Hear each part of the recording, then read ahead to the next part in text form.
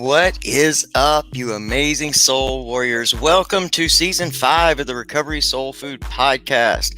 We're going to kick this season off with some amazing guys doing some amazing work. It's Adam, Tripp, and CJ Sias. I should have asked him before I started this how to say his last name, but I'm sure he's going to tell us. But either way, these guys are from Mantra Recovery, and they're doing some amazing things out into the world. I mean, from what I can see on every level of where people are. So I really look forward to bringing this episode to you, to kicking off season 5 of the Recovery Soul Food Podcast, where we're going to focus in on different healing modalities this season. I'm going to bring you people from every type of soul and mind, body, spirit, whole human being healing. I'm going to bring you folks from everywhere. There's no use just continuing to stay the same when life is meant to evolve. And so how do we evolve? We open our minds and we learn new things. We keep ourselves in these small boxes because we think it makes us feel safe. And in all honesty, it keeps us living small.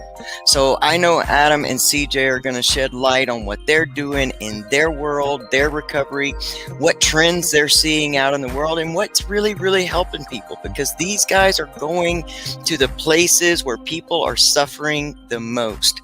In every battle and every war we've ever fought, there are different levels of players, and we need every different one. We need the foot soldiers. We need those on the front line. We also need those behind the scenes that are bringing some, different skills. And so I love when I get to talk to a set of guys like Adam and CJ. I want to know what's happening down there on the front lines and what they're seeing and how they're helping, how they have come to get up from their give up and create a life they love. So, without further ado, we are going to welcome Adam and CJ with Mantra Recovery. If you all are ready, we're ready. So let's go.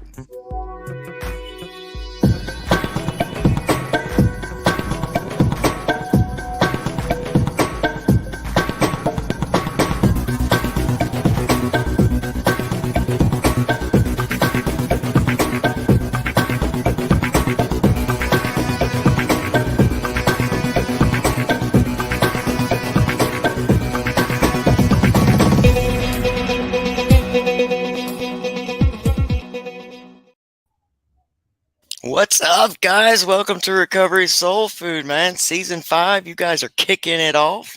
How's it going? Good, man. We appreciate you having us on, for sure.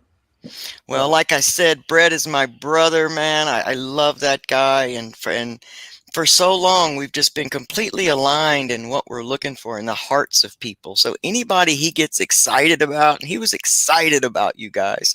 Anybody he gets excited about, sight unseen, I say send them over, because they got to be holding on to some good stuff. So CJ, I butchered your name probably in the beginning. How about you guys introduce us with the correct pronunciation of your name and introduce yourselves and tell us who you are. Actually, you got it right, man. I did. Yeah. Actually, All right. Yeah. All right. I'm CJ Sias, co-founder of Mantra Recovery. And it's a pleasure to be here. Love it, man. Love it. It's a pleasure to have you. I have an easy name. You got it right. I did. Adam. My name's Tripp. Co-founder of Mantra Recovery. So I'll just give you the rundown of who we are and what we do first. Awesome. So we provide substance use and mental health disorder recovery support. We're based out of Dallas, Texas. We provide services nationwide. We are interventionists. we're wellness coaches. We do wellness companionship. We do some safe transport, and we also do entheogenic integration. Nice. So, we started this company a little over a year ago because, we saw a need for providers, if you will, that actually give a shit about people and don't just view everybody as dollar signs and insurance policy IDs. Because there's a lot of that going on. I mean, we've both worked in the private sector of treatment. We've also both worked in the nonprofit side, and both sides, can be on the up and up, and they can also be, slanted towards the shady side of stuff too. So, absolutely. A lot of people say that they want to help, and few actually do, in my experience.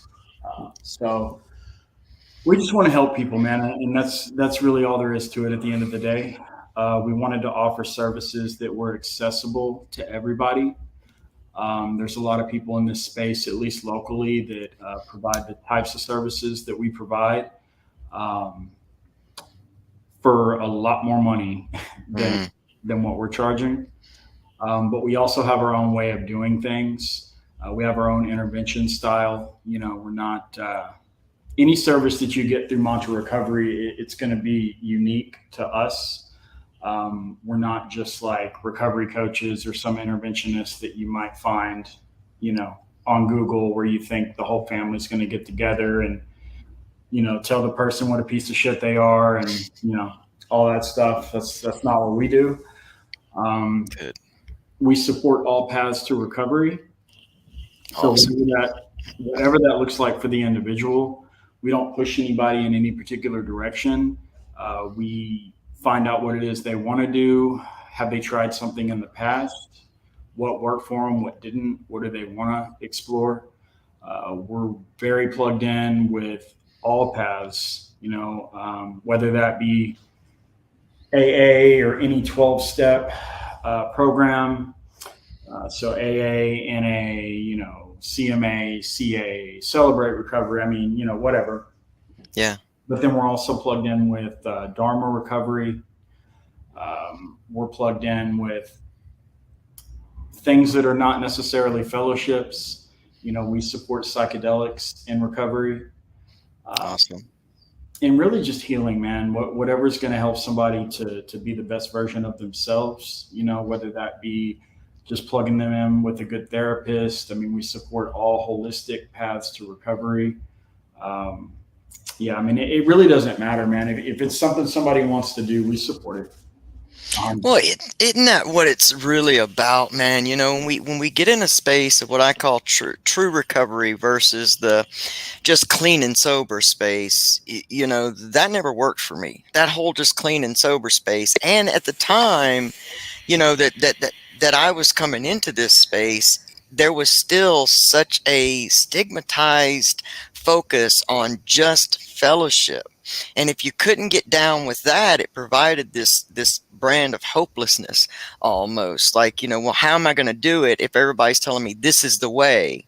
And so that was part of the reason that I started doing the things that I do in the recovery space, because I thought, oh my gosh, there's got to be other people that can't, grasp it in that way.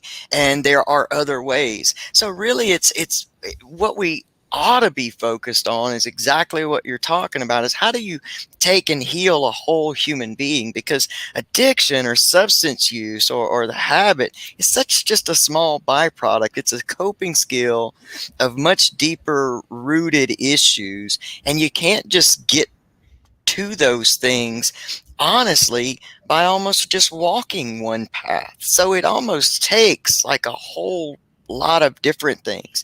And the fact that, you guys are out there touching people where they are and asking them, probably for the first time in their lives, asking them, what do you want?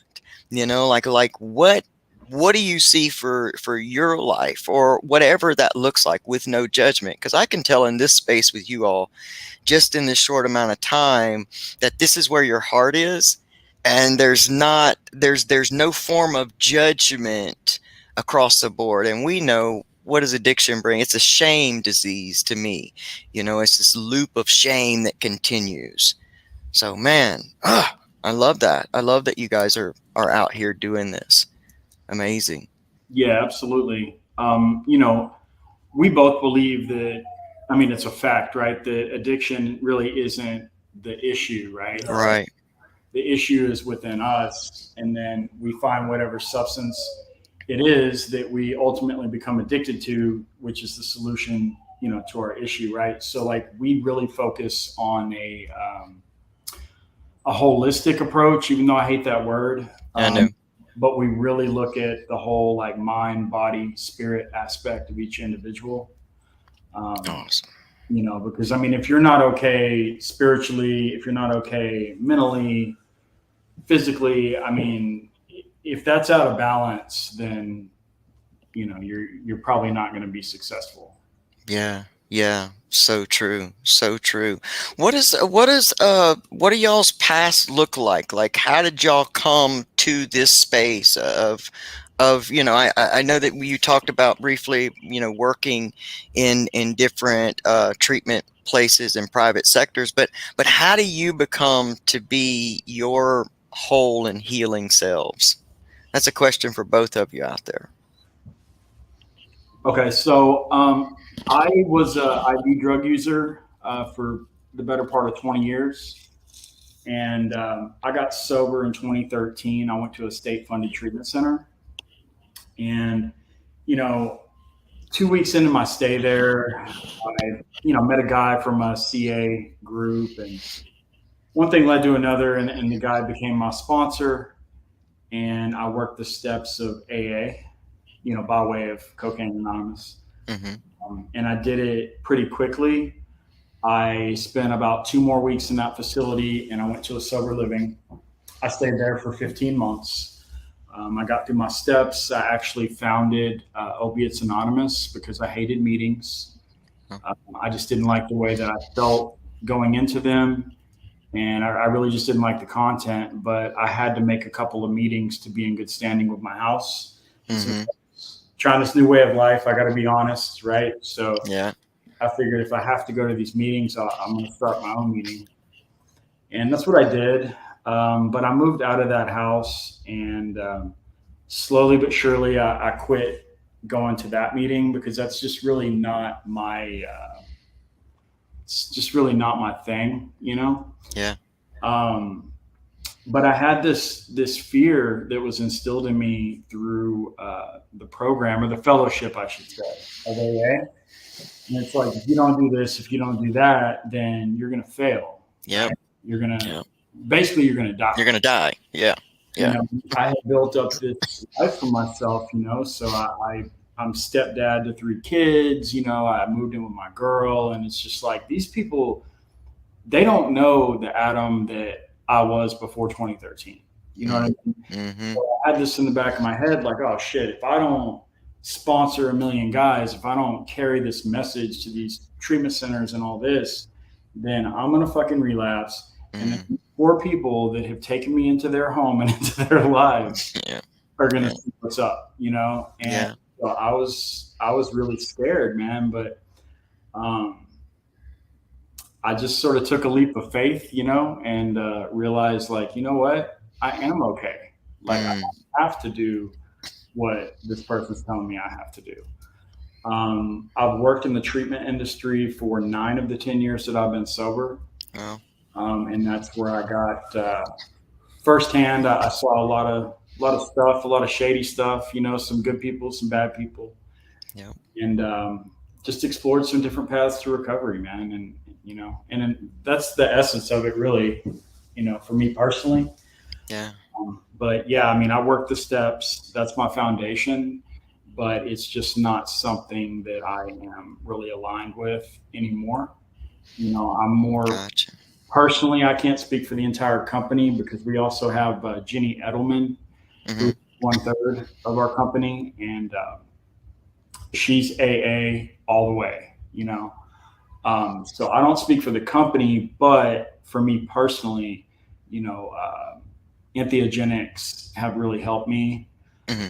I've been on Zoloft. Well, I was on Zoloft for 10 years because when I went to treatment, there's a psychiatrist there that put everybody on something, right? Yeah. Yeah. That's pretty standard. Yeah. And I was med compliant, and I just wanted to be the best version of myself, right? So I thought taking this medicine was the way to go about doing that. Mm-hmm. And next thing I know, it's, basically 10 years later, and I'm just on this medicine, and I don't know if it works or not. Like, I don't Yeah. feel really depressed. So I personally used ketamine infusion treatment to get off of this SSRI. Oh, wow. And it worked for me. Wow. Yeah. That's awesome. And there's some other things that aren't necessarily legal in Texas, so I won't really speak on those too much, but I support all of it. I'll just leave it at that. I'm gonna let CJ tell you a little bit about him and what he's about, though. All right. Yeah. So I struggled. I'm also I was a heroin IV drug user for over 20 years. As a matter of fact, I used to shoot speedballs, coke and heroin.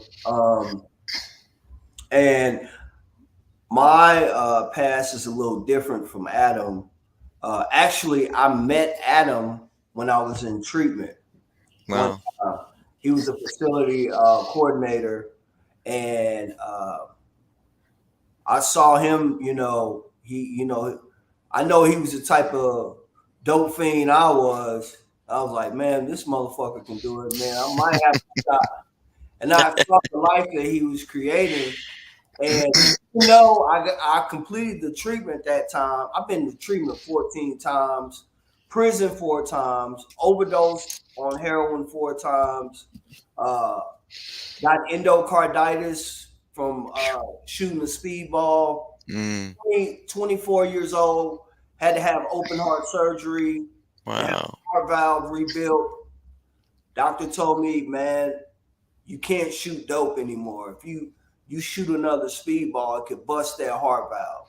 As soon as my lower set ran out, I went right back to shooting dope. Right. But I've worked the 12 steps and completed them through the course of that 20 years 3 times. I worked it using the AA literature, and then one time, regeneration, the 12 steps through Christ. I think Watermark created that. Mm-hmm. I was in a faith-based program when I did that, but I would get 10 months, fall off, 11 months, fall off, a year, fall off, and my foundation, even this time, I went to the 24-hour club here in Dallas, worked the 12 steps again, and, had a spiritual experience again. But looking back, where I always failed in my recovery was my spiritual maintenance. Like I know that fucking book front to back, right? Right. But my spiritual maintenance is where I would fall off, man. And I'm grateful for that today because he did the steps one time, and he did.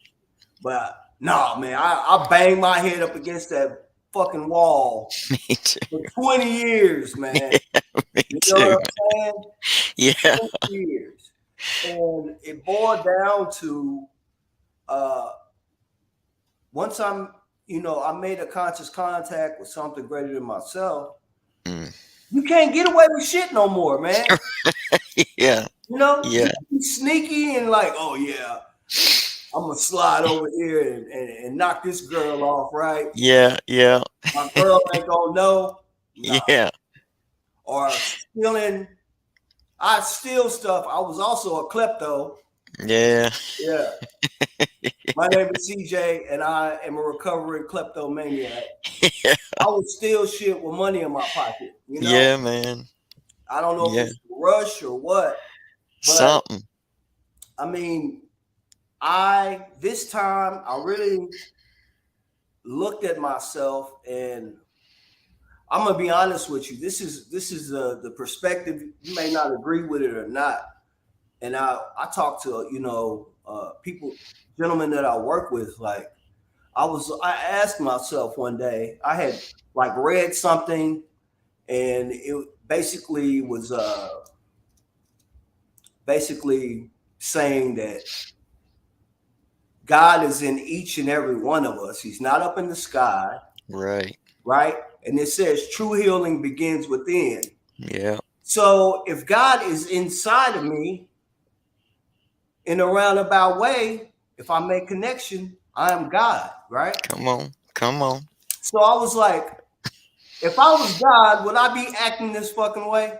Myself, I asked myself one day, I was like, man, if I was God, would I be doing the shit I've been doing? And I was like, whoa. And then I started looking at how I conduct myself. Yeah. And then shit started changing. But yeah. I'm big on prayer, meditation, and I have a little quote or phrase I use. Kind of goes with what you got there. It's healing time. It's healing time. Yeah. We're about healing, man. I can see that. Whatever that looks like for you, man. Breath work. I play the singing bowls. We got an event tomorrow where I'll be playing the singing bowls. Man. Psychedelics, whatever path of recovery. Spirituality and recovery basically say it's an individual path. Absolutely. There's no one path that fits all. Absolutely. I'm not going to get into religion. I see you a reverend. No, seriously, like I'm with you. I'm with you. I was raised in church, man. Jesus couldn't save me, man. Yeah. Yeah. And in my opinion, Jesus was an example of me. Yeah. Yeah. I am Jesus currently right now. Yeah. And what am I going to do today with it? Yeah. My prayer every day is the universe or God, help me to help others. Whatever you got me to do, I'm down. Show me what to do. I'm here to be of service, man. Let's go. Let's get it. That's it. And that, everything changed. Yeah, man. I love that so much because,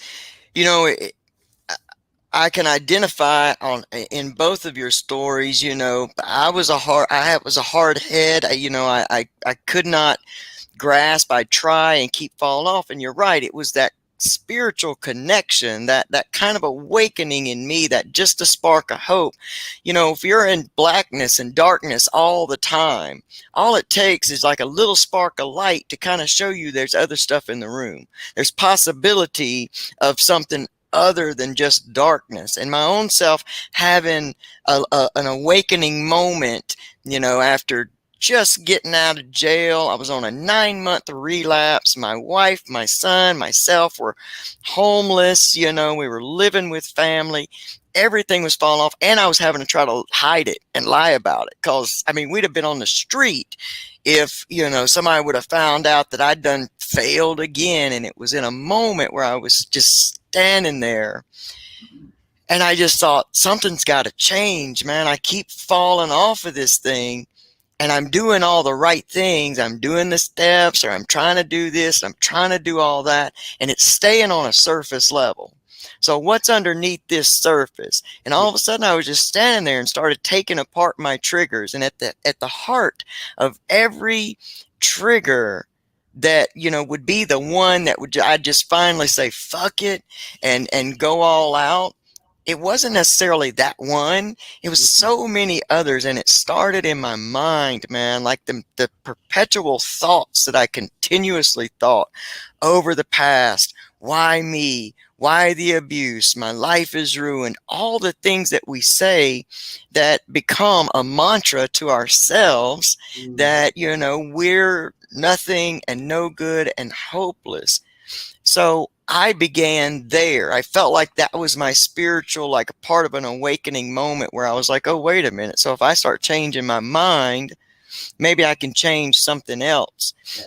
And I started with a gratitude practice. And that's when I really started becoming spiritually sound, because I understood what you were just talking about, that, if we're all divine expressions of God in human form, that means that we are representing, how else does God know itself? Since it's not a white man with a beard and a staff sitting in the sky, right, then everything that we look at, everything we're a part of, every difference between you, me, somebody else, that is all God expressing itself. So you're right, CJ, and a way to say it, it ruffles feathers when you do, but I am God. Like, I'm an expression of God. It's not saying we are gods. It is that I'm God, and you're God, and Adam's God, and and everybody's God. And when we can learn to see each other in that way, that's when we start doing the kind of work that you guys are doing.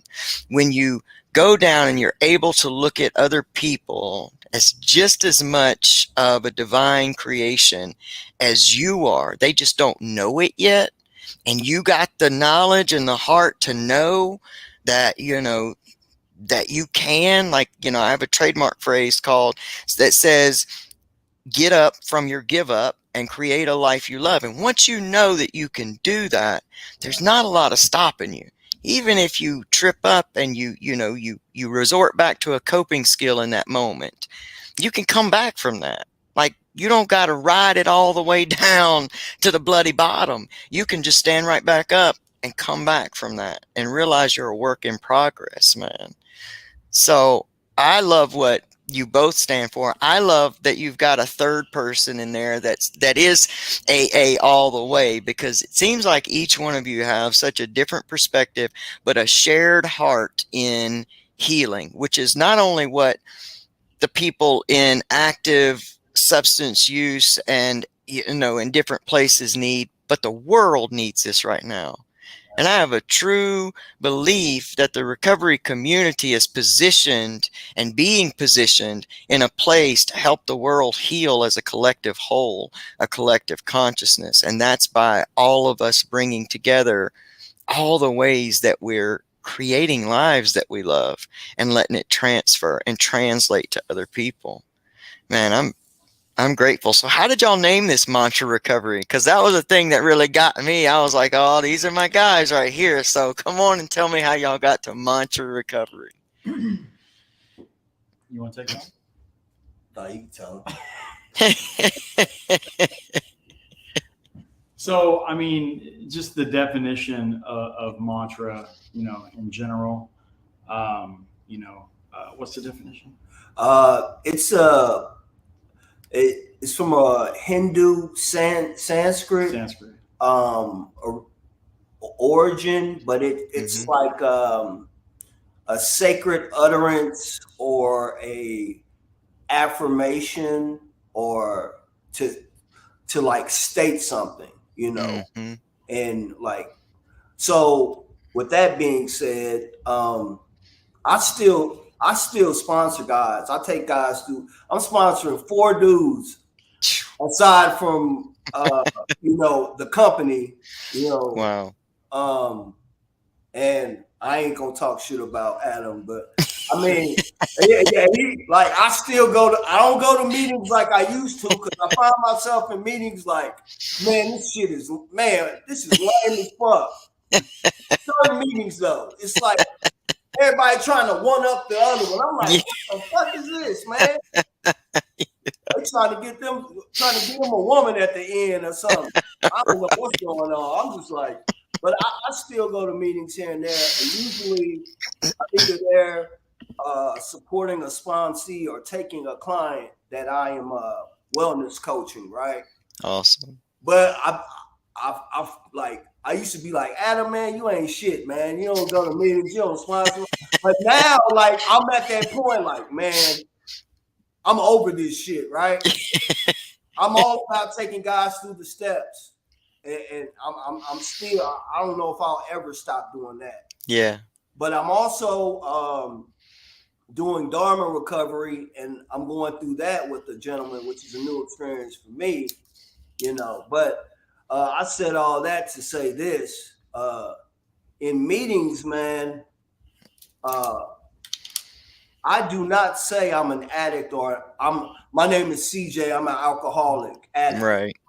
I say I qualify, but that ain't me no more. Right. And right.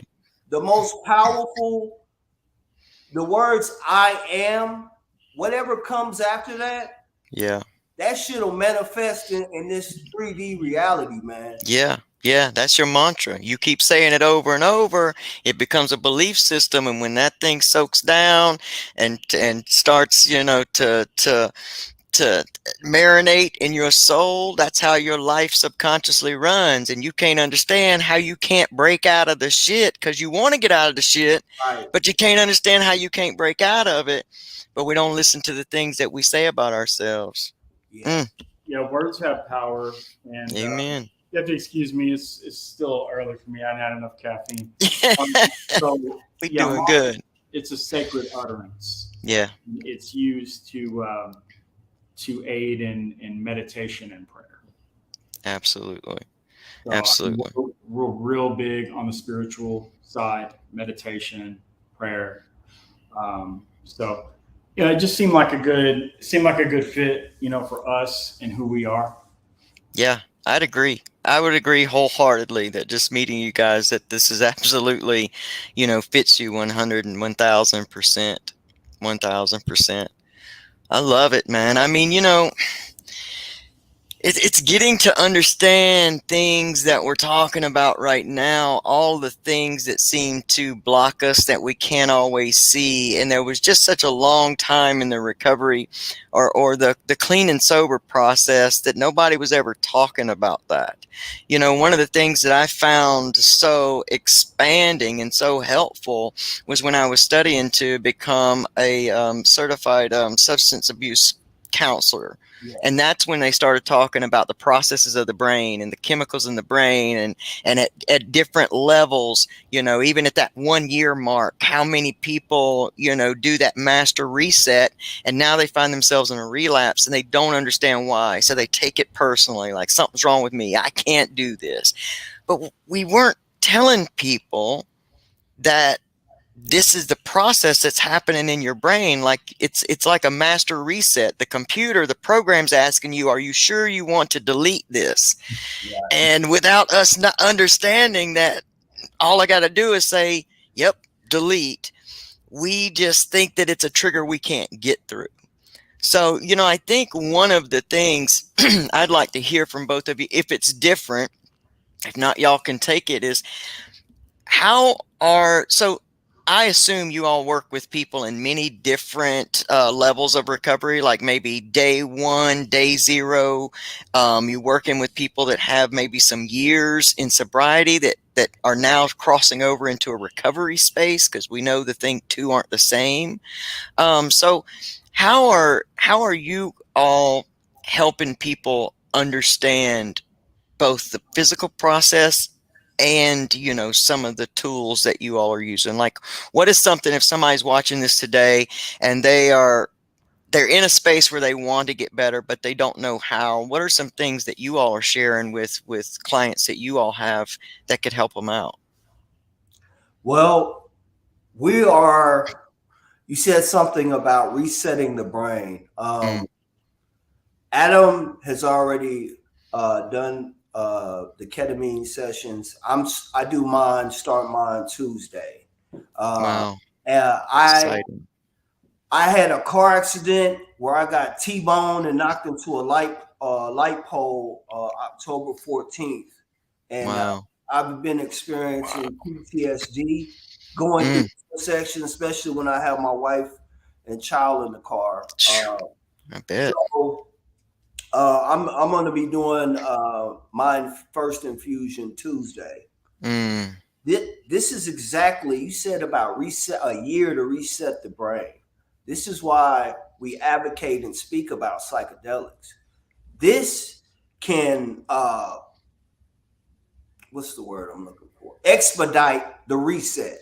But hold on, we ain't saying go take some shrooms, right? Or do I mean, I ain't gonna. I don't even look. It's all like, even with the ketamine infusion, it needs to be in a clinical setting, right?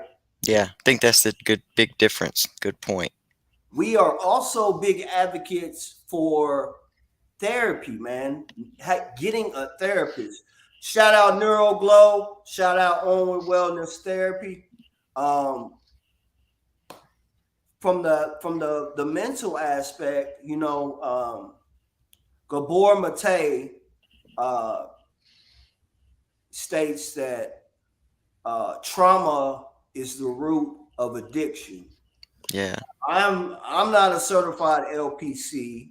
I don't believe Adam is. Are you? No. So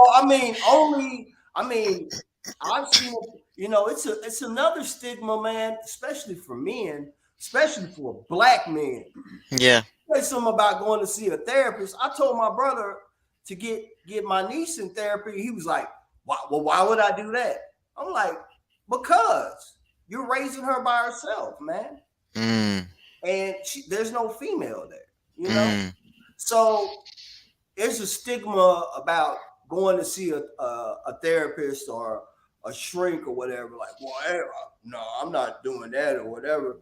But it's culturally, speaking on that, if you don't mind, you know, because I'm always here to open hearts and expand minds, and we do that through different experience. What would you say, you know, culturally, where do you feel like that comes from? Man, the community or maybe society. Well, no, actually, man, it starts with the families. And it's been passed down from generation to generation to generation, man. It's been passed down. And even in the Black and Latino community, hell, even in the white community, man, as men, like, we're like, I'm not seeing no therapist. I'm not a pussy. I'll get through this. Yeah. I'm supposed to be able to carry all this. I'm supposed to be able to carry this. I'm a man, right? Yeah. I don't need therapy. I'm a man. And that's a stigma that needs to be fucking cut the fuck up, man. Amen to that. And when we know it takes 7 generations to start that generational healing, you know, and that's if you're actively healing this, you know, so like what you're doing now, and you know, even your brother and his daughter, that like starts generation 1, and you know, by maybe the time that her kids have grandkids, maybe we can stamp some of this stigma out. But you're right, and something we were talking about on Thursday night with Peg O'Connor on Recovery Revolution Live is they were talking about how statistically women are being more diagnosed and treated more for anxiety. But what dawned on me, you know, because I have my own unique experience, but what dawned on me is I don't think we're seeing as many men step up and talk about anxiety, because one thing is anxiety looks different in men than it presents in women. You know, when you're out in the world and you're shouldering, taking care of the family, the bills, I mean, you kind of stay at a certain high level and you don't realize you're anxious. You just at that high level all the time. Bro, you know? Me and Adam, as a man, I fucking hate hospitals, man. Like, me and him have to like coach each other. Like, dude, like, man, he hates hospitals. I hate him. Like, man, we getting up there. We might need to get our prostate checked. Right. You go first. No, he's sticking no finger in my ass. But no, like, no, man. I do not like.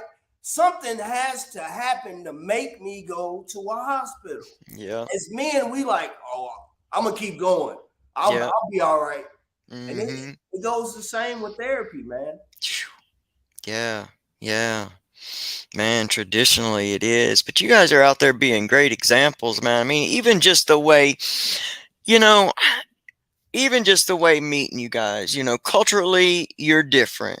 Culturally, I mean, physically, you guys are a man's man, and you present this out into the community, and just your presence in what you're saying will speak volumes to other human beings when they see, well, if this guy, if CJ can go get, counseling or therapy, I can go. And, if Adam can run down there and try this, this other stuff, I can do it.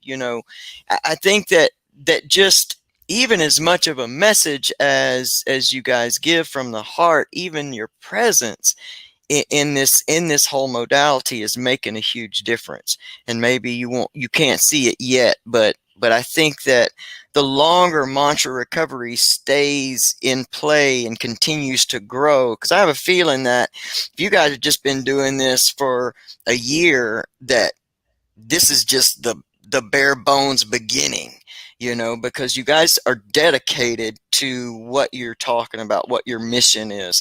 And it takes that kind of dedication to get out there and stamp out, because the stigma is coming from a lot of the business side of this whole addiction as well. Yeah. A lot, exactly. And people don't know who to trust. And back in my day when I had to open the phone book and try to go down the line and say I need some help, and the first question was, what kind of insurance you got?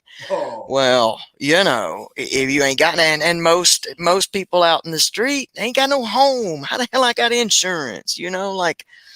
And so it becomes a barrier to treatment. So the more that guys and people like yourselves that you create these spaces for people, because I have a feeling that if somebody got with mantra recovery or walked up to one of you guys and said, listen, I ain't got no money, I don't know how to do this, but I know I need help, you guys would figure out a way to get them. Let me speak on that. Okay, so yes, it's a business. We're a cash pay business. Sure. Right? The service is not for everybody, but we have done a lot of things to make it accessible to everybody. Perfect. Including being a provider for advanced care credit. I mean, if somebody's like boyfriend, girlfriend, father, mother, if they just even have fair credit, they can qualify and finance any of our services. Outstanding. So that's for doctors and dentists, man, but we were able to get plugged in with that. But even if they're not able to do that, because I know for me, when I first got sober, there was nobody that was going to help me with anything, and I came from a pretty decent, family. I mean, my dad was a heroin addict, but I mean, his parents were good and well off and all that, but I mean, they wouldn't fuck with me, my mom, she had to cut my ass off back in like 94. And I don't blame her for that. It's what I needed. But to sort of answer your question or to speak on what you said, man, we balance this out by community outreach. And, we do an event once a month called Donna, and it's Cultivating Generosity in Dallas, Texas. So that's what that meant. Okay. Yeah. So we take money from the business. Sometimes people will, help fund these outreaches, but we go out in the community, man, right by the shelter. We set up tents. My wife is a chef, actually at a treatment center. She's an amazing chef. Wow. And she prepares all this food, man. And we feed probably about 150 people each time. So, I mean, we're out there, we're promoting harm reduction, safe drug use, man, because these people, they're going to get high, right? Like, yeah. Go out there and be like, you're killing yourself. Like, right. What you're doing. They're going to do it anyway, right? Right. So we promote safe drug use. So, I mean, we'll be out there passing out, new pipes. We do needle exchanges. We have fentanyl test strips. We're out there handing out Narcan. Outstanding. Safe drug use pamphlets, that we pass out, condoms. I mean, whatever, man. But if people call us and they don't have any money, we still help them. Hey, shout out to Dream, Dallas Sober Living Solutions, as well as the Phoenix. They partner with us on that endeavor. And Onward Therapy. Yes. I'm sorry. Yes. I already said them out once. Yeah. Well, and plus, and two, what another thing that I really think is that you guys are so connected to the community that it's almost like I have a wonderful friend, one of my best friends, and her name's Pamela Topchian, and she does hypnotherapy. And she gives a free full session to all Recovery Soul Food listeners. So, by the way, if you're a Recovery Soul Food listener, take Pamela up on that. You just go to hypnobreakthrough.com. I'll put that up later. But she's so connected, and she understands, business part and everything, but she has connections that she can send people to. So if they don't have the ability to pay, she's hooked in with the different schools where people are practicing and can help put people. And you guys are so connected to the community that even when people can't get your services right then, you can guide them in places where they can start to begin to get into that treatment. Because here's what I have learned through a recovery process, and next month I'll have my 10 years in this recovery healing. There's a lot to it. It ain't just putting down substance, man. You got to learn how to we got to learn how to stop stealing, don't we, CJ? That was its own recovery, wasn't it? Well, we got to do finances, man. We got to change the way we feel about money, our value, because our financial is a direct result of how we value ourselves, our own self-worth. So there's so much involved. And, I want people to know that if they're looking for services like yours, and maybe they can't afford your services right now, get hooked up with these guys anyway, because there will come a time, if you stay on this healing path, that your life will come together. Like you will start to begin. And one of those big steps will be, investing in yourself through something like Mantra Recovery, because you're not really necessarily investing in Mantra Recovery, you're investing in yourself. And I think that's something that when we come out of that active addiction space, we're willing to invest $10 or $1,000 a day in ourselves, in our destruction. But it's a whole different concept to think about investing, something positive in ourselves. But by doing the things we're doing now, you guys creating Mantra and being out here talking to all of us about it and raising awareness, it starts to change that whole mindset around investing in a positive long-term nature in ourselves. So, I want to thank you guys so much for following your passions and hearing, your divine call as human beings and walking it out and sharing it with us. And I know you guys have a YouTube channel, which I stalked, and I love that, y'all got some great production behind these things, and it's good. Y'all are growing. I want to see that grow for you. So tell us where else. I got a lot. I don't have all your links. They'll be in the description box. But what's the main place somebody can go and find out what you guys do and hook up with you guys? Just through the website, mantrarecovery.com. If anybody needs help, I don't give a shit what you think you have or don't have. You call us and we're going to help you. Yeah. No matter what. You remember earlier I said, as soon as my eyes open, before I touch my phone, sometimes my baby daughter will wake me up though. But I ask God to help me help others. Yeah. He prays. I think he prays in the shower. I don't know. No, but look. Now, granted, for like interventions and stuff like that, we do have transparent pricing on our website. Mm-hmm. But by that prayer, man, if somebody calls us, we're not going to be like, oh, you got $5,000? Oh, later, click. Yeah. Man, we don't rock like that. Yeah. Yeah. I don't feel that from you guys. And like I said, you guys are so hooked up with the community that, I feel like people, I hope, can recognize a genuine heart and a genuine passion and a genuine call. And by always remaining in that space of healing human beings as a whole, there'll be no end to the wealth that you guys will generate, be it financial, be it spiritual, be it, love and integrity, all of those things, man. I'm super grateful to have gotten the honor to make your acquaintance. I know this won't be the last time. I probably would like to have you guys on some more.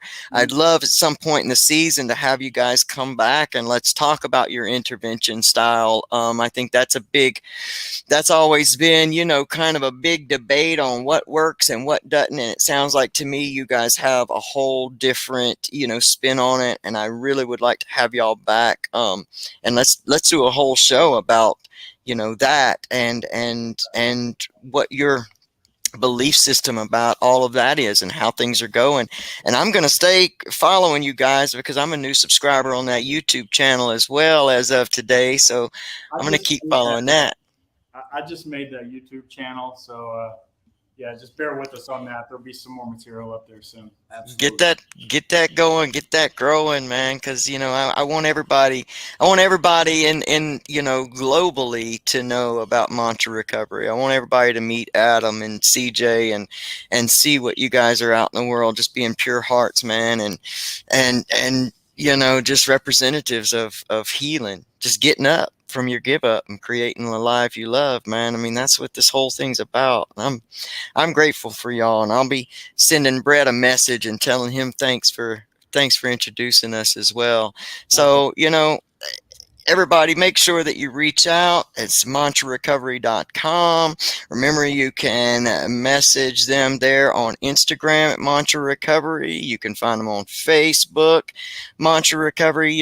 That's really smart that you kept it all the same name and made it easy, man. Everywhere you go, find Mantra Recovery, get hooked up with these guys. I guarantee you, your future self is calling you to hook up with Mantra Recovery. Man, you guys are amazing. Thanks so much for being in this space with me. What would you leave somebody's last word? What would your last words be on this podcast? What do each one of you want to leave somebody with today?